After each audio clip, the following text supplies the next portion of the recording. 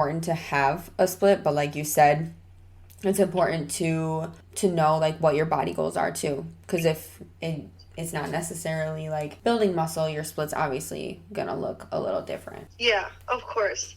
I've also heard a lot of people say that if you do have a split, you'll see a lot more growth in your body. I've always had a split, so I couldn't really tell, but a lot of people will say that you'll have a lot more growth and you'll see yourself accomplish a lot more of your goals. What are your goals in the gym right now? I was thinking about competing at one point, but I don't think I would because most competitors like take steroids to actually win. And I don't want to do that, like put that stuff in my body because it's damaging, of course. So absolutely. Right now it's just to like stay toned. That's awesome. Yeah. That's really good. So, how many times a week do you work out? Like, do you work out actually every day, or do you take some rest days? So, honestly, it depends on if I'm working or not, because I do work 12-hour shifts twice a week. So, typically, I try to work out at least 5 to 6 days a week. But if I am working, I just kind of feel it out to see how busy my shift was for me to work out or not. But usually I do try to like push myself after work and go to the gym. But Sundays are always my rest days, so I do have at least one rest day. But sometimes I will take 2 if I have to. Okay. Yeah. I do not like working out on Sundays. Like, I feel like it definitely is like a designated rest day. Yeah, I feel like, honestly, I just say that it's like the Lord's Day. So I'm like, it's the Lord's Day. I'm not, like, going to work out. Yeah. No, that's awesome. So we do talk a lot about nutrition on this podcast, too, and kind of, like, how it affects your body. And we're really conscious about what we put into our body and kind of how that relates to our gut health. What does your nutrition look like? Do you have, like, do you prepare your meals ahead of time, or what does that kind of look like for you? So I feel like your nutrition is very important. Definitely whatever you put into your body, you will feel it the next day. I typically do try to make my meals ahead of time, but especially while I'm in school. But now it's the summer, so I like to have my food fresh. I track my meals. I count my calories and my protein because of my goals, because I want to stay toned, and your protein intake is very important. I definitely feel like what you're putting into your body, you will feel it the next day. Like, for instance, if I'm eating healthy, clean foods, high protein, lots of fruits and vegetables, I'll have a great workout the next day. But if I eat fast food, the next day I will feel so tired, worn down, like it's just a horrible workout. Right. No, your food really does fuel your body, and it definitely does have a huge impact on how you feel in everything, not even necessarily just working out. Definitely, yeah. And then I feel like it's very important also to have like a few cheat days. One, because you have cravings, and it's important to fill those cravings, especially if you're like on a strict diet. Or like if you're on a strict diet, you want to fulfill those cravings. Otherwise, you're going to always have those cravings, and one day just break and like just eat a whole bunch. Right. So, what's your favorite cheat meal? This question, I don't know. I have a lot. I don't know. Maybe spaghetti or pizza is my favorite. Yeah, I'd say like Alfredo spaghetti is my favorite. Yeah. Ooh, yeah, that's really good. See, pizza, I love a good pizza. Yeah. Not like Jets, but like if you go to, I don't know, like a really good pizza place. There's one in Birmingham. I forgot the name of it though. Is it like on the corner? Yes, I think it's like New York style pizza. I forgot the name. Every time I pass it, I'm like, I need to get pizza from there. Yeah, and it's always packed. It is. I've always just like looked right past it, but the other day I went to Birmingham with my friends, and they were like, let's go here, it's really good. I'm like, okay. Like, I always wanted to try this, and I did. It was amazing. And you know, like, it's really good when you just had it and now you're telling everybody about it. Yeah, it was so good. Like, everybody talks about New York style pizza, and it tasted exactly like New York pizza. Pizza that you would get from New York. Yeah. Dang. Okay. Well, I'm definitely recommend. I will definitely check it out because every time I pass it, I'm like, I really need to try that place. Yeah. Awesome. Okay. So I know that you started your fitness page like 2 years ago. What does your goal kind of look like for that? Do you want to, like, are you doing it to kind of like build a community? Are you doing it to just put God out there around like what you already do inside the gym? What are your goals within that?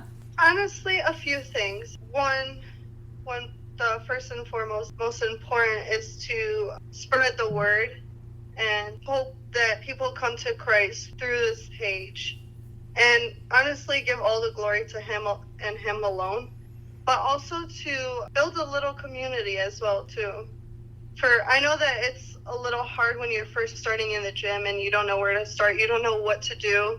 So if people want another Christian girl to watch and see advice or like things that you can do while you're in the gym and stuff, as well as getting a little bit of Jesus too. Yeah. No, that's awesome. And that was going to kind of lead me to my next question too, is like, what would you recommend to someone who wants to start their fitness journey but doesn't necessarily know where to start? I'd say to start off by starting a small goal that is achievable, and start by there. Start by making a commitment to yourself and keeping it. And you know, I hear a lot of people actually tell me who are new to the gym that they're scared to go in the free weight section, or they feel like everybody's like staring at them. Right. And what I always tell everybody is, are you looking at other people while you're working out? Right. And usually they say no. So nobody's watching you. You know, don't be scared. Just like, even if you're doing something wrong, you might be doing like your form is a little bit off. It's fine. Nobody's watching you and judging you and saying, oh, like this person's doesn't know how to work out. Like, we all start somewhere. Right. No, that's definitely important to hit on, because I feel like a lot of people, I've heard that so many times, like, oh, I'm scared to go to the front and lift the weights. Like, I feel like everybody's staring at me. I feel like that's everybody's biggest fear when they first get into the gym. And I literally say the same thing. Like, are you staring at everybody? Like, are you literally sitting there judging everybody? Like, you might have that one person who is just like a meathead and might be judging people, but who cares? Exactly. But most of the time, like, nobody's looking. Nobody's paying attention to what you're doing or your form or anything. Right. Unless if they're a personal trainer. But other than that, like, even if they are, like who cares? Right. And then even at that point, they might help you, or they might come up to you and like ask if you need guidance or something like that, which will be better. Exactly. And I always think too is, if you don't know what you're doing, there's no problem asking somebody else, like, how do you do this workout, or like, what's the correct form? If somebody came up to me and asked me that, I'd be more than gladly to show them how to do a workout or the correct form. Right. Yeah, absolutely. No, that's awesome. And yeah, I feel like anybody in the gym, majority of people in the gym would be happy to show people exactly what to do. Exactly, yeah. Alrighty. Well, thank you so much, Carol, for, sharing your story, sharing your passion for Christ with us, sharing just your whole vision of your fitness channel and exactly what you want to do for God.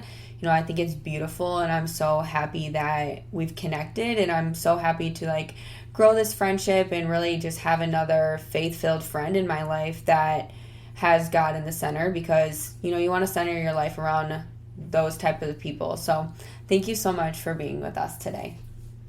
Of course. Thank you for the invite. I'm so glad to be here, and I appreciate everything that you do. I hope that God continues to work through you. And thank you so much. Yeah. So we always like to close out, before we close out with our Bible verse, we like to just hit on one fun fact about our guests. So what's your one fun fact that you want to share with us today? I'd say that a fun fact about me is I hate spiders. So my biggest fear is definitely a spider.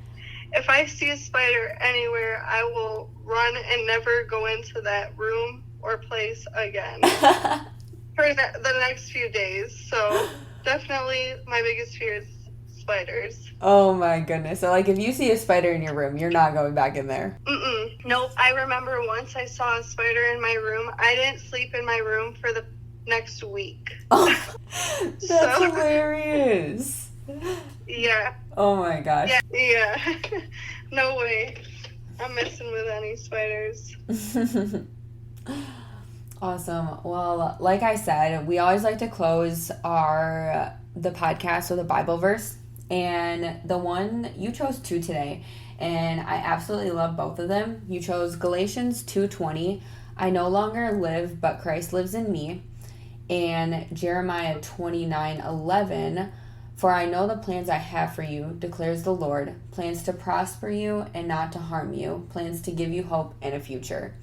And, I'd love for you to share kind of why you chose those scriptures. I truly love them because, like we talked about today, when you give your life to Christ, it's not necessarily like you going out and living the life that you want to live. Like, yes, you get to live your life. We get to choose. We have the free will to choose what we do, but Christ lives in us, and if we want to live the life that Christ designed for us and we want to live that perfect will, then we get to live our lives for him, and he lives in us to be able to help us make those decisions and have the discernment and the wisdom to make every decision in our lives. And that's kind of where the other one goes hand in hand too, is because God wants us to prosper. God wants us to have a successful life, but he wants us to do that with him in the center of it as well. Exactly. Amen. Yeah. So I chose Galatians 2:20 exactly like you said. After I gave my life to Christ, I no longer live for my fleshly desires, but I'm living to live for him and to glorify him and to spread his word. This Bible verse really, I stick to it especially because when I wasn't truly saved, I believed that Jesus came and sent Jesus sent his son to die for me, but I wasn't living a life in accordance to Christ living in me. All the things I was doing was not Christ-like. So I feel like when I came across this Bible verse and truly became a believer, it is really Christ living in me. Like, I cannot live in this world without having Christ at the center of my life and just leading me and guiding me and trying to look more like Jesus every day. Yeah. Oh, that's so beautiful. Yeah, I love that you shared that with us. And then the second Bible verse, Jeremiah 29, for I know the plans I have for you, declares the Lord, plans to prosper you and not to harm you, plans to give you hope in a future.